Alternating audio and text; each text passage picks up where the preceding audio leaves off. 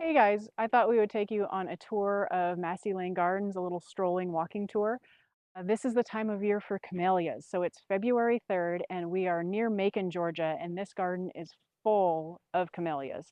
Right now they are not quite at their peak for everything. There's a lot of things that are blooming and a lot of things that still are in bud.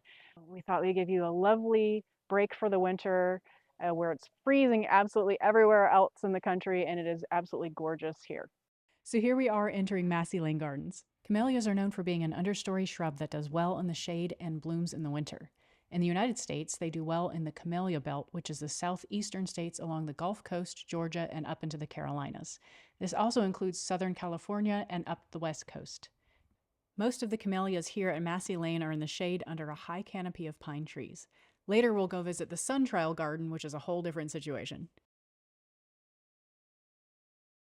As for the flowers, typically the colors of the blooms range from white through the pink spectrum into the reds. Occasionally, there are flowers that can lean purple. Very rarely, there are some pale yellow flowers too. The colors can be solid, splotched, or variegated, striped, and even the edges or margins of the petals can have a distinct color from the interior. Okay, so this is Marie Bracy, and it's kind of a lavenderish, pinkish kind of, it has this solid and then this little fleck of white right in here on this particular bloom. This one doesn't.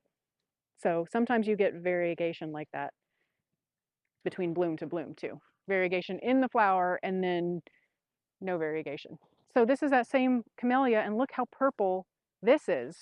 Look how pink, like I can get them closer together here. This one is definitely, I would say for sure, a pink.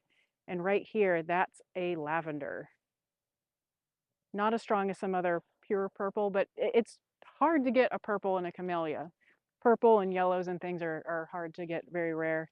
So this purple, really exciting and pretty.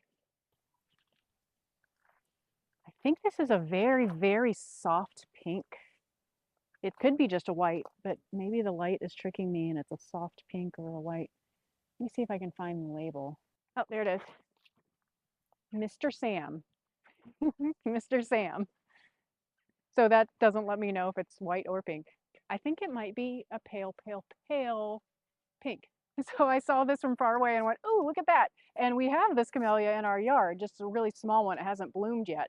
This is Adolphe Addison variegated, and it is a Camellia japonica. And why it's neat and it stands out from all these others that are here is because how much white is in the variegation.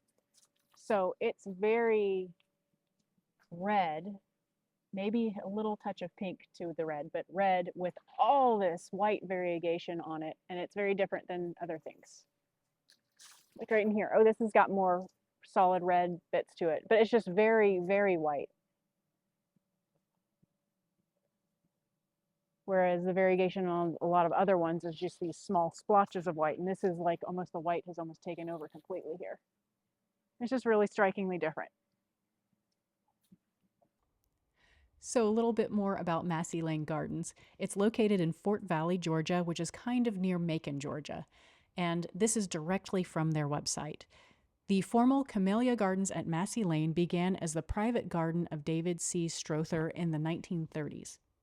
In 1966, Mr. Strother donated these gardens and the rest of his 150-acre farm to the American Camellia Society to serve as its headquarters.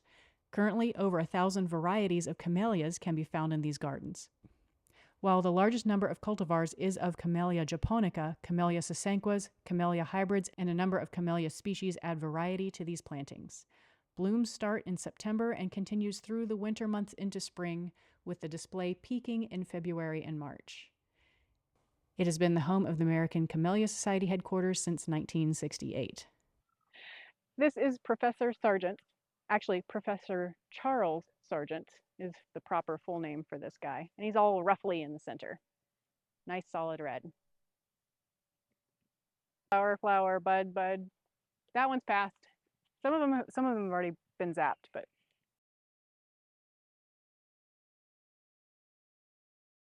Camellia japonica Margaret Ratcliffe.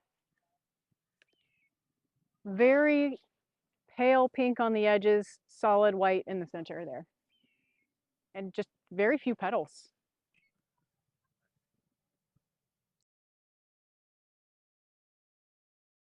Mitt Carter, Camellia japonica Mitt Carter, which kind of looks very similar to that over there.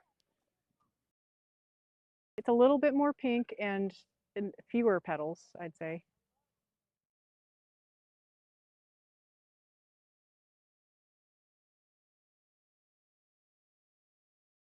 The sun trial garden started a few years ago. I have no idea the date it was planted. This is right there in the name. This is the test to see how well camellias fare in the full sun, given that they are known for their shade tolerance. Some suspect that they can tolerate more sun. People have observed older specimens of camellias growing quite happily in full sun. The theory was that when they're young, the plants were originally planted in the shade, planted near a home, for example, and as time went by, older trees in the yard were cut down, and that's removing the upper canopy. So now, more mature camellias can be found in full sun and seem to be doing well. So, is this a situation where the older plants can tolerate more sun than the younger ones? Or can some varieties be planted in more sunny location from the get-go?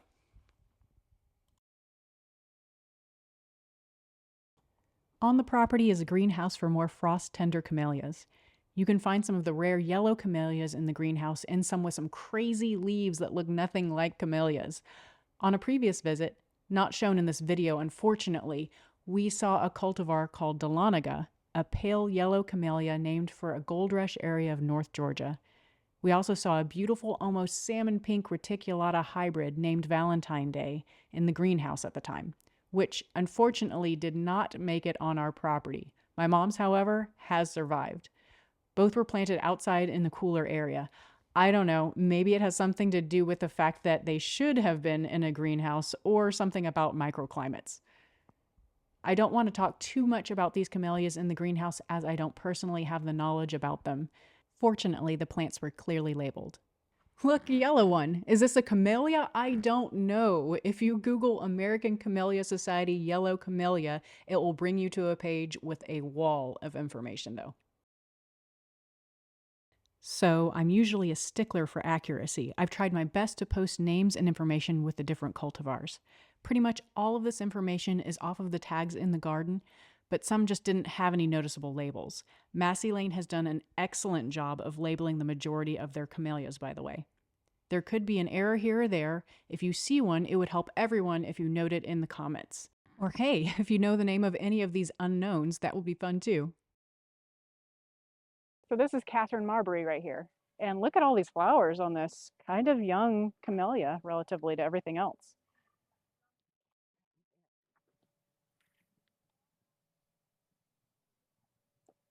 Just very slight blush pink.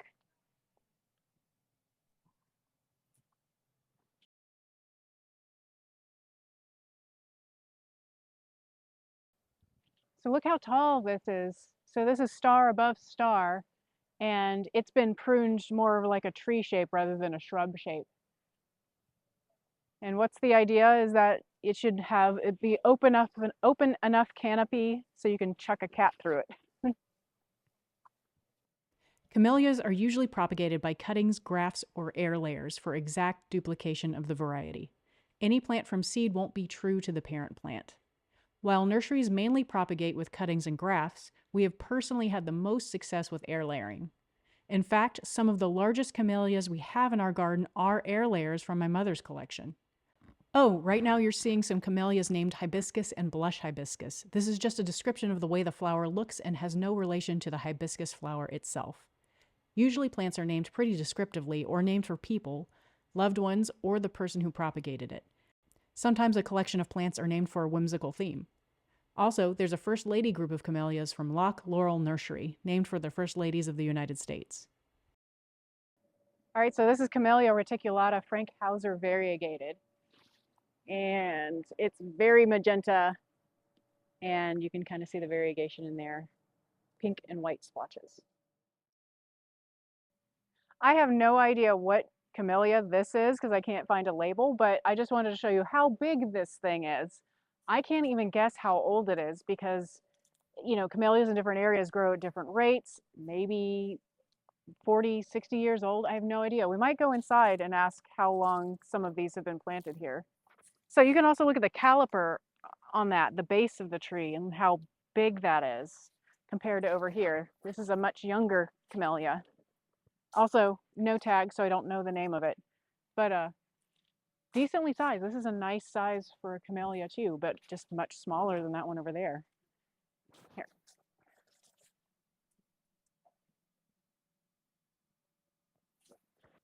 Tulip time.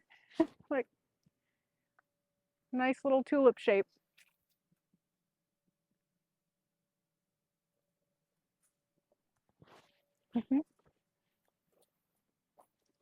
Catherine Nuccio.